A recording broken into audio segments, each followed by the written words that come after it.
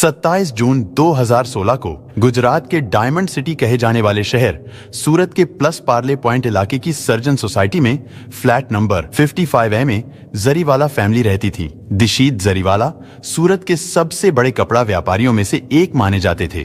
कटरगम नामक जगह पर उनका खुद का एक टेक्सटाइल भी था। दिशीत जरीवाला 26 साल की उम्र में ही अच्छे खासे मुकाम तक पहुंच गए थे। साथ ही उनकी शादी भी हो चुकी थी। उनकी पत्नी का नाम वेल्सी था। उन दोनों की 1.5 साल की एक बेटी भी थी।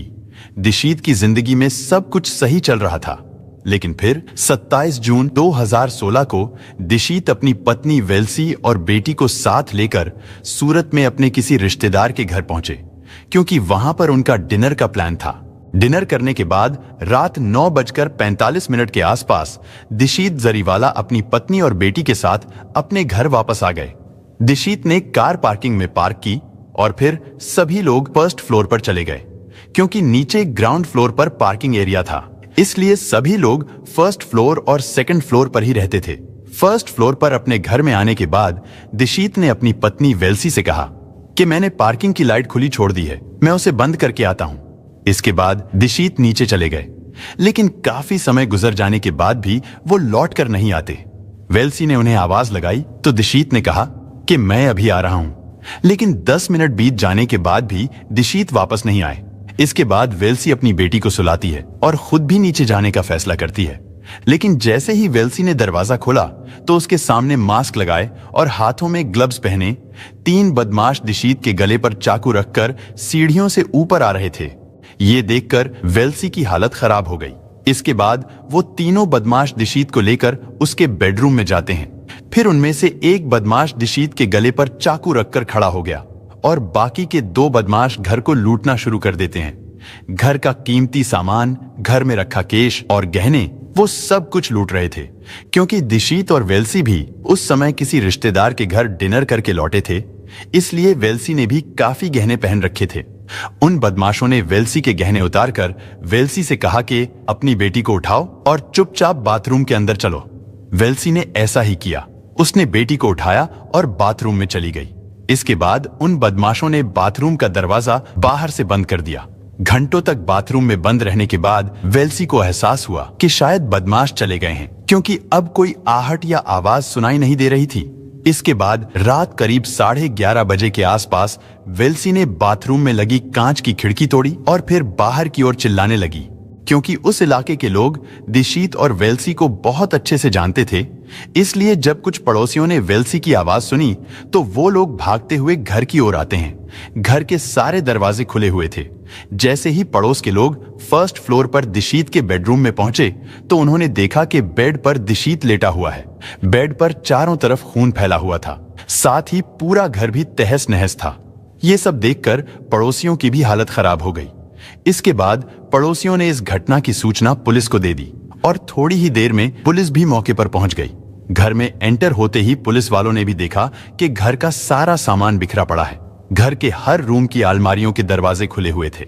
कई अलमारियों की तिजोरी भी खुली हुई थी, जिससे पहली नजर में यही लगता था कि ये लूटपाट का मामला है। इसके बाद पुलिस ने बेडरूम में पड़े दिशीत के शव को पोस्टमार्टम के लिए तुरंत हॉस्पिटल भिजवा दिया। साथ ही अज्ञात लोगों के खिलाफ कत्ल का केस दर्ज करके आगे की जांच शुरू कर दी। क्योंकि ये मामला सूरत के एक नामी बिजनेसमैन के कत्ल का था, इसलिए सुबह होते होते ये खबर पूरे इलाके में फैल गई। सुबह से ही न्यूज रिपोर्टर्स और कई व्यापारी लोगों का आना जाना शुरू हो गया था। इधर पुलिस भी जांच में जुटी थी, क्योंकि उस समय घर पर केवल 3 ही लोग मौजूद थे। एक दिशीत, जिसका कत्ल हो गया था, दूसरी वेल्सी, जो रात से ही लगातार रोए जा रही थी, वो बीच बीच में बेहोश भी हो जाती थी, उसके आंसू रुकने का नाम नहीं ले रहे थे। तीसरी उनकी 1.5 साल की बेटी थी। अब वो मासूम बच्ची तो इस घटना के बारे में कुछ नहीं बता सकती थी, यानी अब वेल्सी ही इकलौती चश्मदीद गवाह थी जो ये बता सकती थी कि आखिर उस रात क्या हुआ था। लेकिन वेल्सी का तो पहले ही रो रो कर बुरा हाल था। उसकी हालत ऐसी नहीं थी कि उससे पूछताछ की जा सके, इसलिए पुलिस ने उस समय वेल्सी से इस बारे में बात करना ठीक नहीं समझा। हालांकि घर में उनके अलावा दिशीत के माता पिता भी रहते थे, लेकिन वो लोग घूमने के लिए मॉरिशस गए हुए थे। इसके बाद पुलिस ने पड़ोसियों से भी पूछताछ की, लेकिन उनको भी कुछ अंदाजा नहीं था कि आखिर इस घर में क्या हुआ था। इसके बाद पुलिस ने आसपास लगे सीसीटीवी कैमरों को खंगालना शुरू किया। इसी दौरान पुलिस को एक अहम चीज पता चली। दरअसल वो लुटेरे दिशीत के घर से थोड़ी दूर किसी पड़ोसी के घर के कैमरे में कैद हो गए थे। उस फुटेज में साफ दिखाई दे रहा था कि दिशीत जरीवाला 9:46 पर अपनी कार से घर की ओर जा रहे थे। साथ ही एक ऑटो भी उनका पीछा करते हुए दिखाई दे रहा था। लेकिन जब दिशीत की गाड़ी घर की ओर चली गई तो वो ऑटो पीछे ही रुक गया।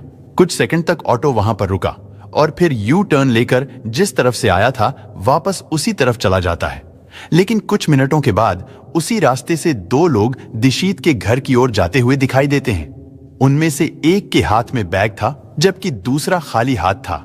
कैमरे में वो लोग केवल पीछे से ही दिखाई दे रहे थे, जिसकी वजह से उनकी पहचान भी नहीं हो पाई थी। वो लोग 9:46 से 9:50 के बीच दिशीत के घर में घुसे थे और फिर 11:30 बजे के आसपास जिस गाड़ी से दिशीत अपने घर पर आया था वही गाड़ी घर से बाहर की ओर आती हुई दिखाई दी। क्योंकि दिशीत का तो कत्ल हो चुका था, इसलिए जाहिर सी बात है कि बदमाश ही उस गाड़ी को लेकर फरार हो गए थे। इसके बाद जब इस घटना को 2-3 दिन बीत गए और मामला थोड़ा शांत हुआ तो पुलिस फिर से दिशीत के घर जाती है, क्योंकि अब वेल्सी की हालत भी थोड़ी ठीक हो गई थी। इसलिए पुलिस ने वेल्सी से इस वारदात के बारे में पूछताछ करनी शुरू की।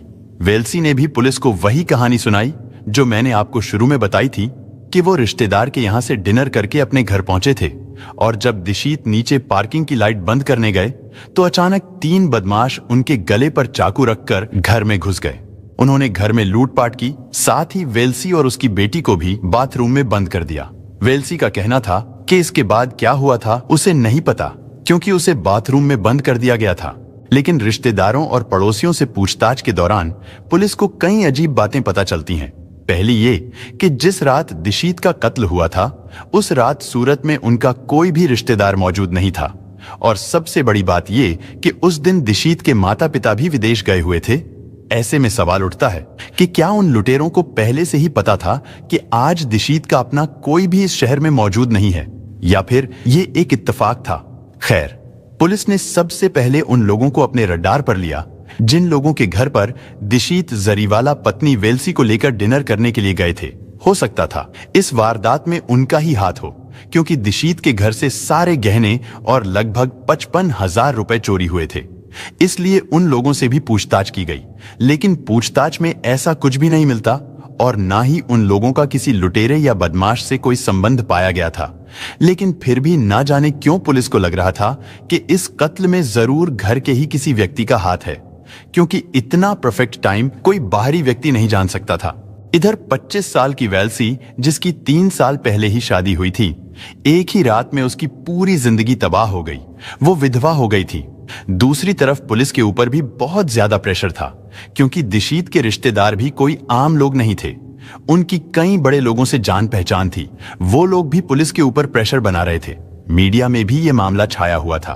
वहीं पुलिस ने दिशीत के घर के नौकरों से लेकर ड्राइवर तक, दिशीत की फैक्ट्री में काम करने वाले लोगों से लेकर उसके दोस्तों तक हर किसी से पूछताछ की, लेकिन उनमें पुलिस को ऐसा कोई भी नहीं मिला जिससे दिशीत की कोई दुश्मनी हो, क्योंकि घर में एंट्री करने वाला गेट और घर के अंदर सभी दरवाजे बिल्कुल सुरक्षित थे।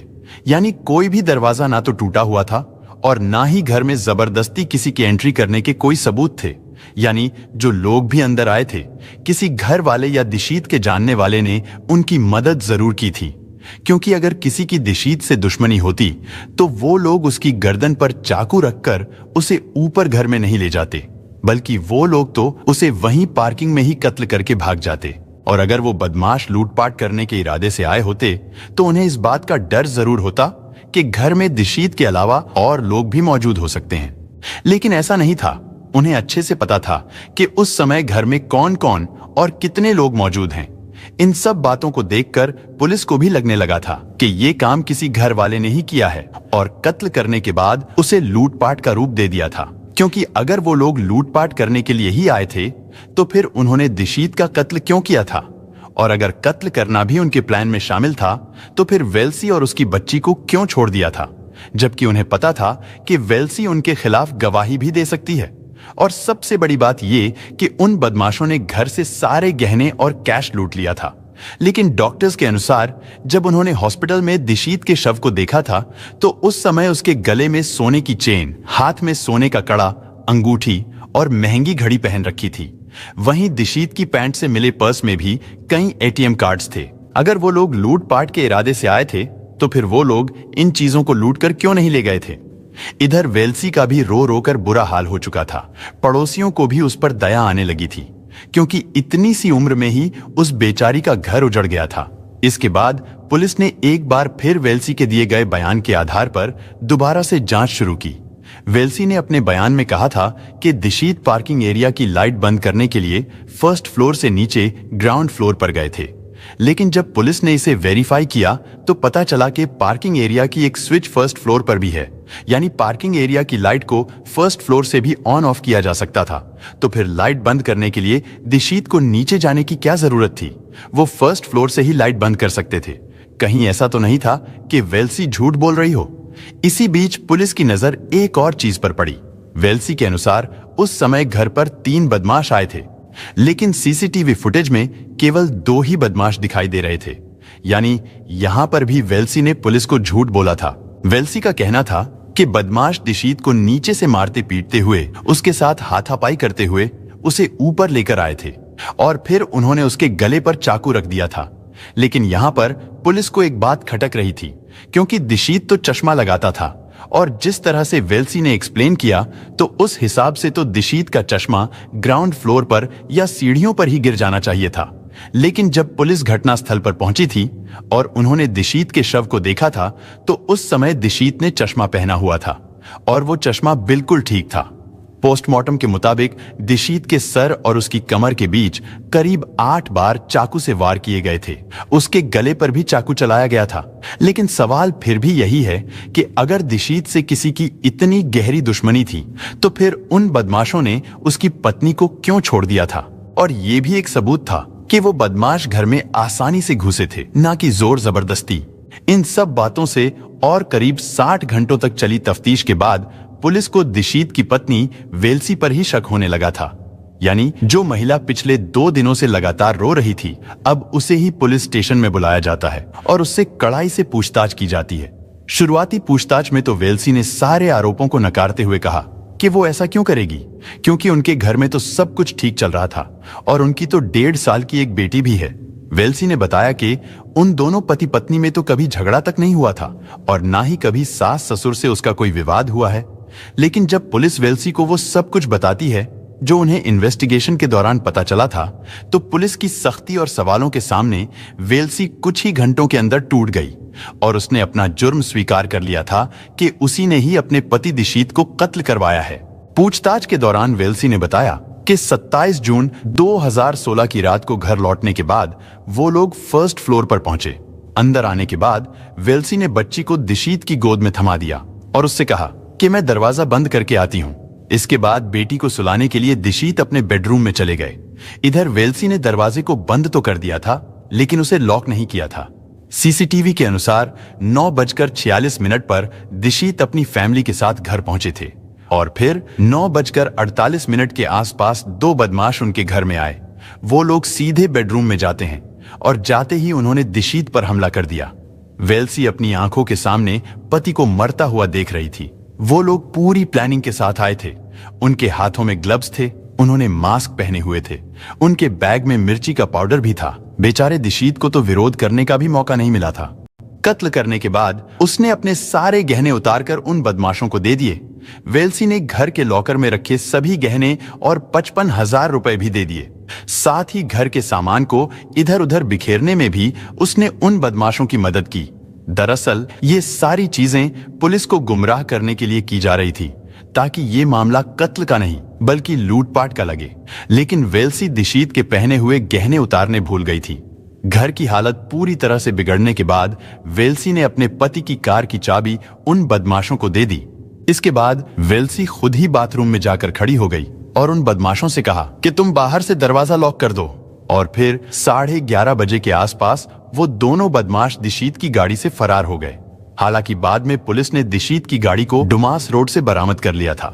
इधर वेल्सी के दिए गए बयान के आधार पर उन बदमाशों को भी अरेस्ट कर लिया गया था।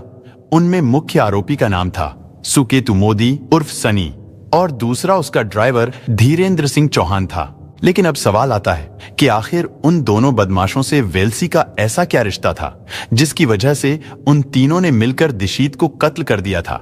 दरअसल इस कहानी की शुरुआत वेल्सी और दिशीत की शादी से पहले हुई थी। वेल्सी और सुकेतु एक दूसरे से बहुत प्यार करते थे, लेकिन उनकी शादी नहीं हो सकती थी, और उसकी वजह यह थी कि वो दोनों दूर के रिश्तेदार थे। एक तरह से वो दोनों कजिन्स थे, इसलिए उनकी शादी हो पाना मुमकिन नहीं था।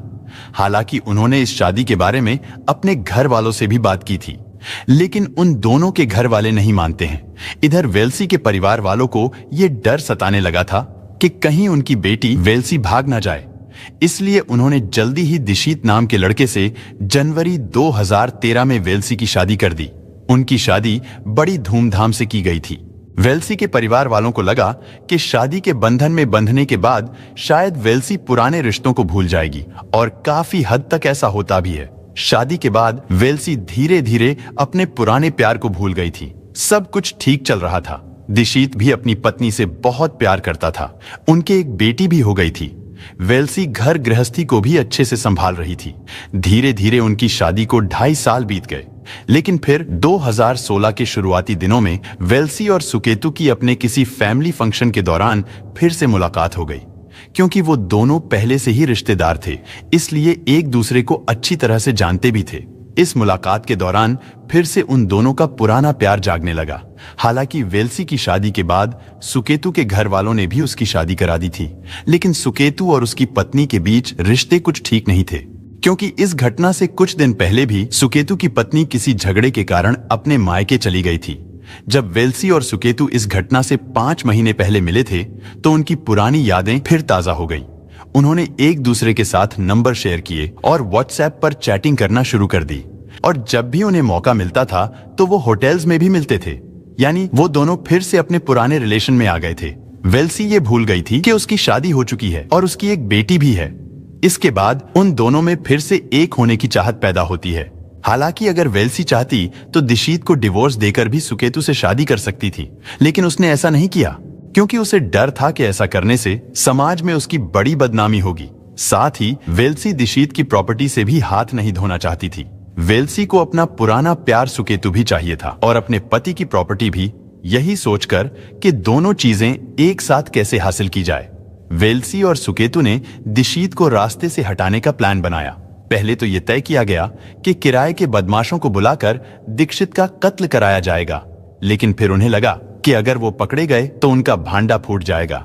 इसके बाद सुकेतु ने फैसला किया कि वो खुद ही दिशीत को अपने रास्ते से हटाएगा, लेकिन वो अकेला ऐसा नहीं कर सकता था, इसलिए उसने अपने ड्राइवर धीरेन्द्र सिंह चौहान को भी इस प्लान में शामिल कर लिया। कत्ल से 2 दिन पहले सुकेतु और धीरेन्द्र ने दिशीत के घर की रेकी भी की। उस इलाके में कत्ल करना आसान नहीं था, क्योंकि उस इलाके में लोगों की काफी चहल पहल रहती थी। दिशीत के घर पर भी अक्सर उसके रिश्तेदार आते जाते रहते थे। लेकिन फिर 24 जून 2016 को दिशीत के परिवार वाले मॉरिशस घूमने चले गए।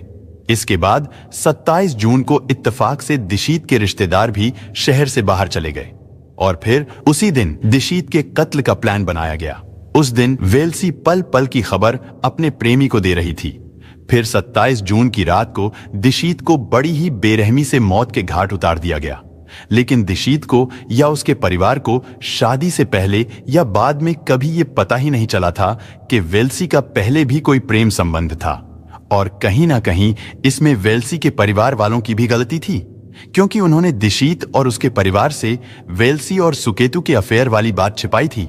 इसके बाद पुलिस ने सर्कमस्टेंशियल एविडेंस के साथ साथ और भी कई चीजें इकट्ठा की, जैसे दिशीत के घर के पास वाले उस होटल का सीसीटीवी फुटेज जिस होटल में सुकेतु और वेल्सी मिलते थे, उन दोनों की व्हाट्सएप चैटिंग, कॉल डिटेल्स, वारदात के दिन सुकेतु और धीरेन्द्र द्वारा पहने हुए कपड़े, ग्लव्स और मास्क जैसी कई चीजें इकट्ठा की। इसके बाद पुलिस ने वेल्सी, सुकेतु और धीरेन्द्र के खिलाफ चार्जशीट तैयार की। फिर सेशन कोर्ट में मुकदमा शुरू हुआ। पुलिस ने इस केस में 100 से भी ज्यादा गवाह इकट्ठे किए थे। सेक्शन 164 के तहत उनके बयान भी दर्ज किए गए थे, लेकिन बाद में उनमें से ज्यादातर गवाहों ने कोर्ट में जाते ही अपना बयान बदल लिया था। पुलिस ने उस ऑटो वाले को भी ढूंढ निकाला था जो सुकेतु और धीरेंद्र को अपने ऑटो से सर्जन सोसाइटी में लेकर आया था, लेकिन ये ऑटो वाला भी कोर्ट में अपने बयान से मुकर गया था। अब केवल पुलिस और पोस्टमार्टम करने वाले डॉक्टर ही अपने बयान पर कायम थे। इसके बाद जिस बाइकर्स हब से सुकेतु ने वो मास्क और ग्लव्स खरीदे थे, उस बाइकर्स हब की ऑनर अपने बयान से नहीं मुकरी थी। क्योंकि सुकेतु बाइक राइडर था, इसलिए बचाव पक्ष ने कोर्ट में ये दलील पेश की कि सुकेतु ने बाइक चलाने का शौकीन होने के कारण ही मास्क और ग्लव्स खरीदे होंगे। और कोर्ट में कभी ये साबित ही नहीं हो पाया कि वो चीजें सुकेतु ने कत्ल के लिए खरीदी थी या उसने अपने पर्सनल यूज के लिए खरीदी थी। और अब पुलिस के पास कोई भी चश्मदीद गवाह या डायरेक्ट एविडेंस नहीं था। पुलिस कोर्ट में यह भी साबित करने में असमर्थ रही कि उस दिन सुकेतु और धीरेंद्र ही उस घर में आए थे, और ये भी साबित नहीं हो पाया कि उनका इरादा लूटपाट करना नहीं बल्कि कत्ल करने का था। सीसीटीवी फुटेज में भी उनका चेहरा नहीं दिखा था, जिसकी वजह से 31 दिसंबर 2019 को वेल्सी जरीवाला, सुकेतु मोदी और धीरेंद्र सिंह चौहान, इन तीनों को बेनिफिट ऑफ डाउट की वजह से सेशन कोर्ट ने रिहा कर दिया, और इस तरह वो तीनों ही इस केस से बरी हो गए। दोस्तों, इस घटना को सुनाने का उद्देश्य किसी का दिल दुखाना नहीं है, किसी को परेशान करना नहीं, बल्कि आपको जागरूक करना है, आपको सचेत करना है। दोस्तों, इस पूरी घटना के बारे में आपकी क्या राय है, कमेंट बॉक्स में जरूर बताएं। और अगर हमारी मेहनत पसंद आई हो तो इस वीडियो को लाइक करते हुए शेयर भी करें। अगर आपने अब तक चैनल को सब्सक्राइब नहीं किया है तो हमारे चैनल को सब्सक्राइब कर लीजिए। धन्यवाद।